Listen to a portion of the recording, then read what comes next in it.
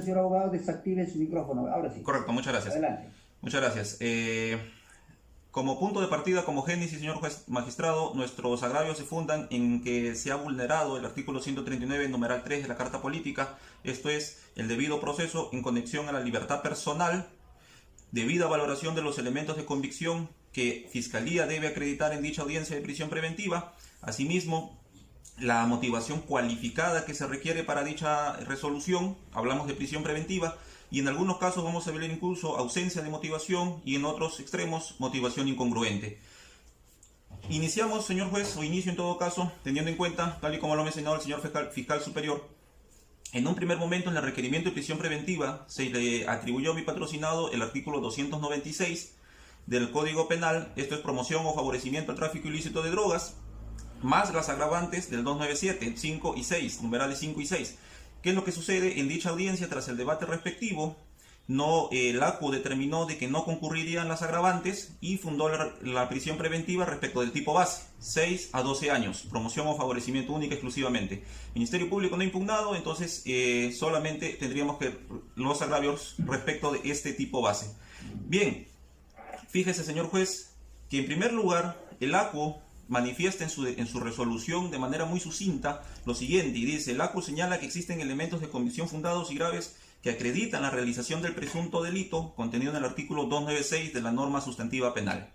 ¿Correcto? Simplemente lo señala de esa manera, y vamos a analizar, señor juez, y tal y como conocemos, que en un primer momento el tipo penal lo que exige como elementos constitutivos tienen que ser llenados de contenido con los elementos de convicción que Fiscalía adjunta a un requerimiento de prisión preventiva para poder hablar de una prisión preventiva o en todo caso declararla fundada. La imputación fáctica en concreto es que a mi patrocinado se le encontró en una intervención en una mototaxi, a él única y exclusivamente una bolsita, señala un pedazo de bolsa de polietileno color blanco y el mismo que envolvía o que contenía en todo caso hierba seca color verduzca entre ojos y que arrojó un peso aproximado de 17 gramos. Es lo único que se le incautó a mi patrocinado. Entonces, señor juez, partimos por aquí y manifestamos lo siguiente: nuestra antitesis se sustenta en que si se le encontró a él 17 gramos de una presunta sustancia que incluso ni se tiene todavía el reactivo y que confirme que es marihuana, pero él en su declaración ha aceptado que es consumidor de dicha sustancia. 17 gramos, entonces Fiscalía habría realizado, para empezar, una incorrecta tipificación, porque lo que ha debido realizar o subsumir dicha conducta es en el 298, ¿correcto? Microproducción o microcomercialización de dicha sustancia. Ahora bien, ingresando al espíritu del primer presupuesto, lo que debió existir en dicho requerimiento o ahora en la resolución recurrida, lo que no se observa es una motivación cualificada. No existen elementos de convicción que acrediten a nivel de sospecha grave, fundada, fuerte, dicha, o en todo caso, la comisión del presunto hecho delictivo, pero además de esto, este primer presupuesto también exige que existan elementos de convicción fundados y graves para acreditar, para determinar a nivel de esa sospecha la vinculación del imputado con dicho delito. No existe, señores jueces, señores magistrados, ustedes lo podrán revisar y se podrán dar cuenta de ello en concreto por lo siguiente. También tienen que existir, como ya lo acabo de manifestar, dichos elementos de convicción. Primero, el ACU señala de que dentro del bagaje de lo que señala en su resolución tendría pues como los siguientes principales. Por ejemplo, el acta de intervención policial, corre fojas 26 a 28. Dicho documento, señores jueces, simplemente denota que mi patrocinado fue intervenido mientras iba en una mototaxi. No acredita ningún tipo de responsabilidad respecto de esa sospecha que exige la sentencia plenaria casatoria 1/2017. Esta documental es menester señalar lo siguiente también. La policía realiza un acto de seguimiento, según lo que indican, sin tener sin tener algún tipo de autorización fiscal para empezar. Es decir, este tipo de intervención, para determinar ello, ya debe o tiene vicios en cuanto a su actuación. No ha sido autorizado por Fiscalía, menos por un juez de investigación preparatoria. Se tiene el dicho de los policías respecto de las presuntas sustancias incautadas en dicha mototaxi. No se tiene ningún registro audiovisual de lo presuntamente incautado. Asimismo, dicha acta de intervención no tiene o en todo caso carece de visos de legalidad y constitucionalidad, y para ello, como muestra un botón, El recurso nulidad 2735-2014 de Puno señala sucintamente que las diligencias policiales sin intervención o sin participación del Ministerio Público no tienen solvencia probatoria para determinar la responsabilidad penal de una persona, y en este caso tampoco tendrían, realizando una interpretación in bonam parte, la misma entidad para determinar la prisión preventiva. Segundo documento es el informe policial número 075-2020.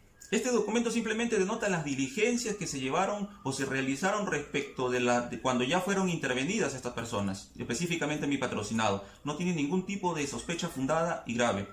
El acta de registro personal, que tal y como lo he mencionado en la génesis de esta exposición, simplemente denota que él se le encontró una bolsita que contenía 17 gramos, más no ninguna otra sustancia en su posesión.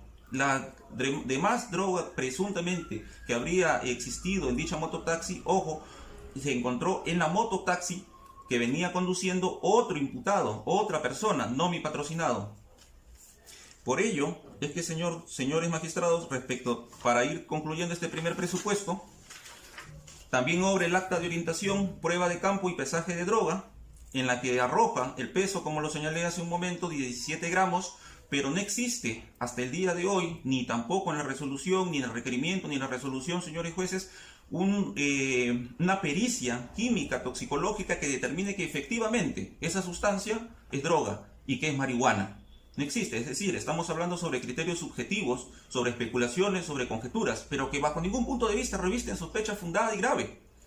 Ahora bien, respecto de los otros elementos de convicción, señores jueces, señores magistrados, no simplemente los detalla, pero no los motiva, no los justifica para fundar este requerimiento de prisión preventiva.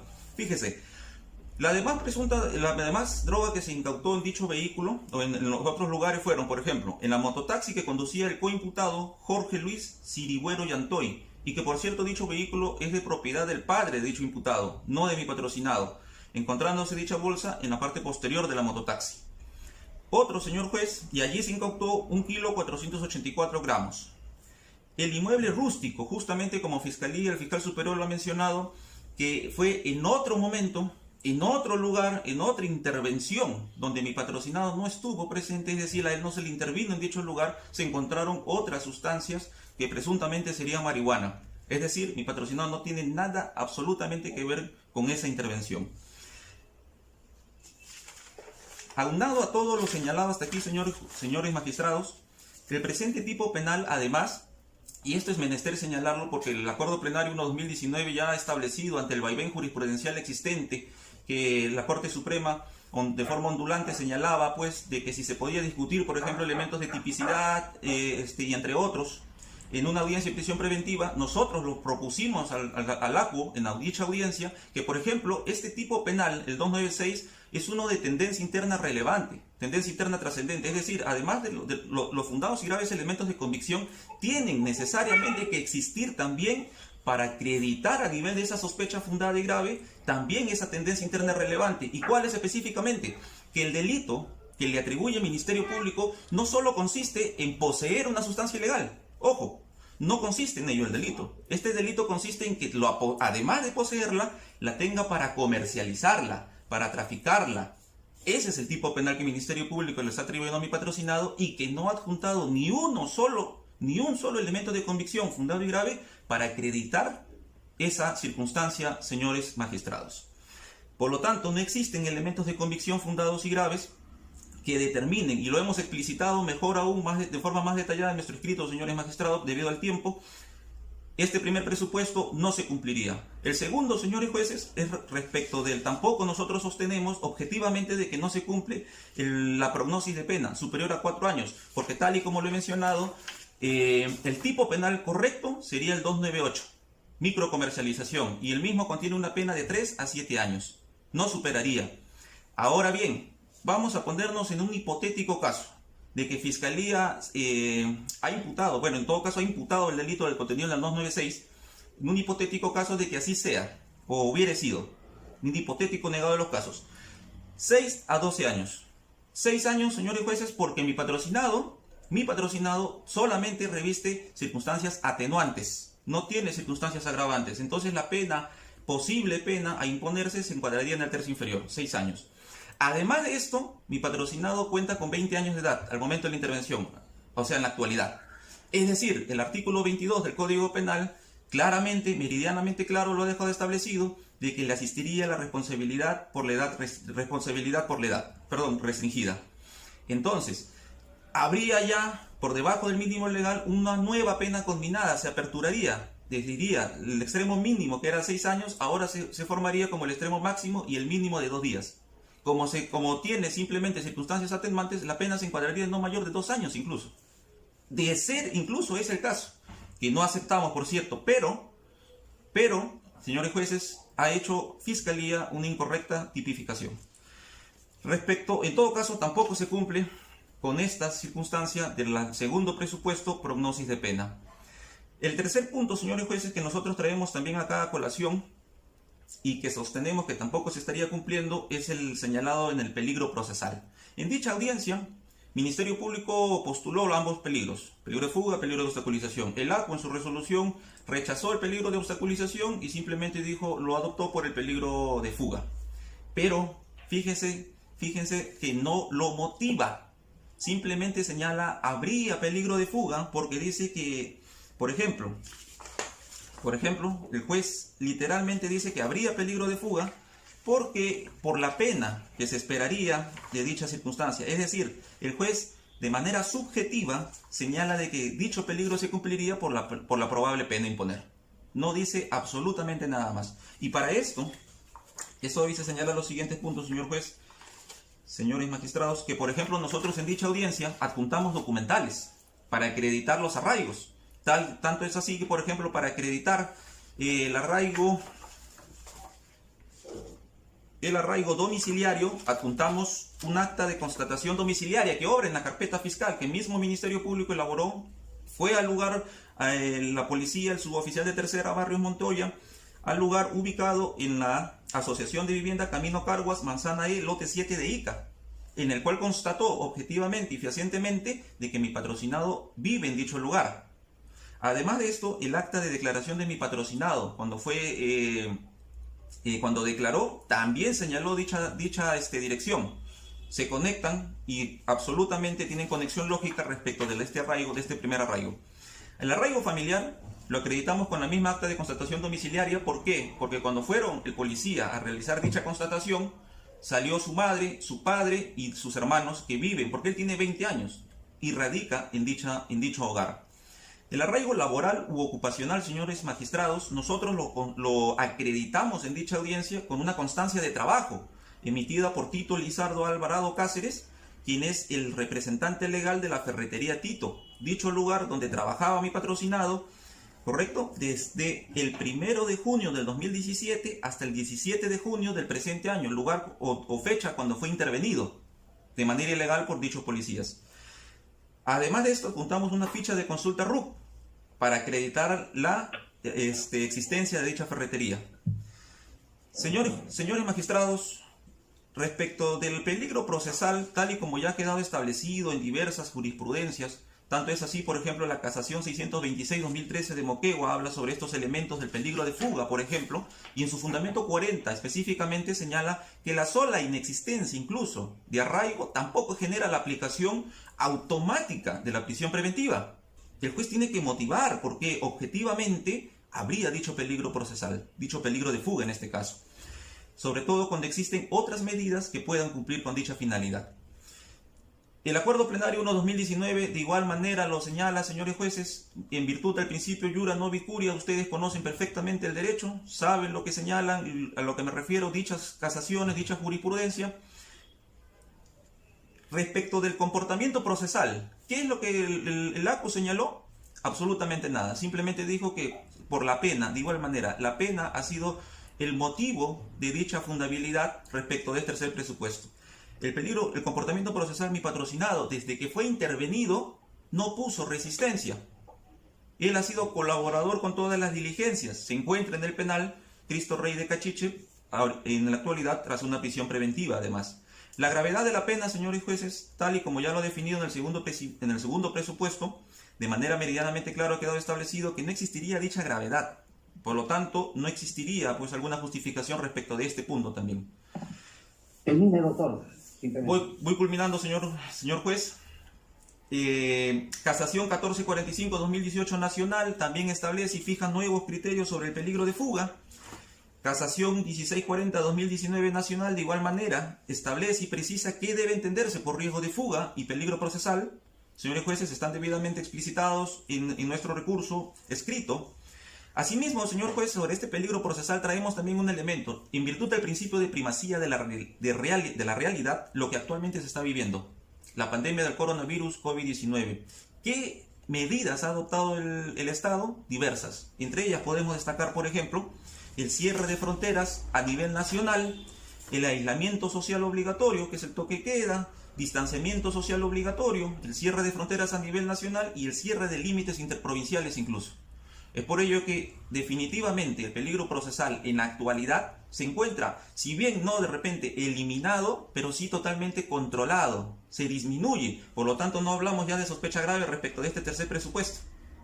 Podremos hablar de sospecha reveladora, suficiente, simple, pero no sospecha grave. Una cuasi certeza. Por lo tanto, señores jueces, tampoco se cumple con esta medida, con este tercer presupuesto. Y para culminar, respecto del principio de proporcionalidad que también debe ser desarrollado por el ACU, señores jueces, que es importantísimo este cuarto presupuesto que también se exige. Fíjese, el señor juez de primera instancia no desarrolla en absoluto. Es decir, aquí habría una motivación ausente o aparente en el extremo de los casos respecto de este principio de proporcionalidad. ¿Por qué? No señala por qué esta medida sería idónea, por qué sería necesaria y por qué sería ponderada. Vamos aquí, señores jueces, nuevamente al principio de primacía de la realidad, la pandemia del coronavirus. En un plato, en una balanza, en un plato pongamos los fines del proceso penal.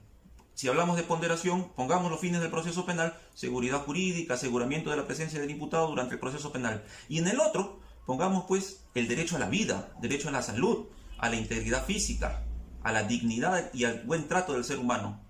Entonces, absolutamente no existe ningún tipo de proporcionalidad en dicha medida, señores magistrados. El ACU no lo desarrolla, no señala, es más, no dice por qué otra medida menos gravosa, menos lesiva sería de repente la idónea, o por qué no sería en todo caso idónea. Señores jueces, bajo el test de ponderación debemos tener en cuenta que lo que se exige. Correcto, vamos terminando ya, señor juez. Bajo el test de ponderación lo que se exige. Un minuto, doctor. Muchas gracias. Lo que se exige, señores jueces, bajo este test de ponderación es que se realice una correcta proporcionalidad respecto de esta medida. En conclusión, señores magistrados, tal y como está debidamente desarrollado, mucho mayor fundamentado en nuestro recurso escrito, solicitamos, señores jueces, que se tenga en cuenta. Y solamente para cerrar, hemos presentado también en estos días documentales, señores jueces, respecto de informes psicológicos, informes psiquiátricos y emitido también una documental, una historia clínica por el Hospital Regional de Ica en la que acredita que efectivamente mi patrocinado sería consumidor de marihuana, solamente consumidor de marihuana. ¿Por qué? Debido a diversos problemas mentales y diversos problemas familiares y sentimentales. Señores jueces, ratifico nuevamente mi pretensión, es que se declare fundado el recurso de apelación de auto, por lo tanto se revoque la resolución recurrida y reformándola se declare infundado y se le otorgue a mi patrocinado comparecencia con restricciones, señores magistrados. Muchas gracias, eso sería todo.